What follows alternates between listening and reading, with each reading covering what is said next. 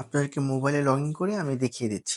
এখানে দেখতে পাচ্ছেন বায়ার টেক্সট করছে যে তার পাওয়ার বাই বাটনটা রিমুভ করে দিতে হবে এবং একটা লিঙ্ক সেন্ড করছে।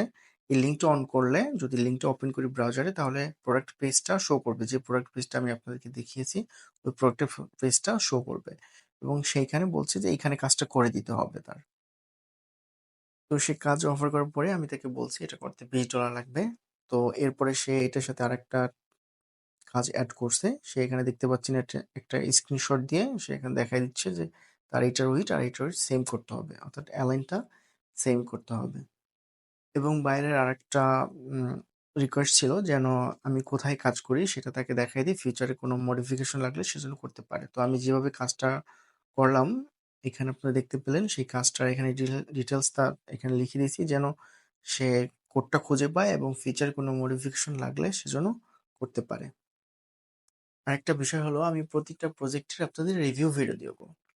অর্থাৎ সেই প্রজেক্টটা এই সাবমিট করার পরে সেটা সাকসেস হলো কিনা বা ফেইল হলো কিনা সেটা আমি আপনাদের দেখাবো এবং আমার কাজের উপর বেস করে বাইরের কমেন্টস এবং ফিডব্যাক কেমন সেটা দেখাবো।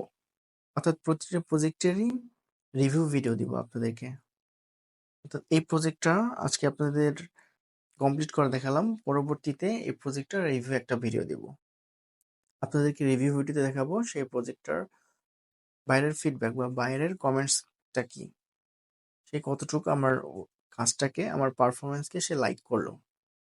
তো আমি প্রতিটা প্রজেক্টের ক্ষেত্রেই ট্রাই করব যেন আমি রিভিউ ভিডিও দিতে পারি, যেন আপনারা সেখান থেকে দেখতে পারেন এবং প্রজেক্টের কতটুকু সাকসেস হলো বা কতটুকু ফেইল হলো সেটা দেখতে পারেন এবং প্রজেক্টটা আমার পারফরমেন্সের উপর ডিপেন্ড করে বাইরে কতটুকু স্যাটিসফাই হলো তার ফিডব্যাক এবং রিভিউ দেখতে পারেন।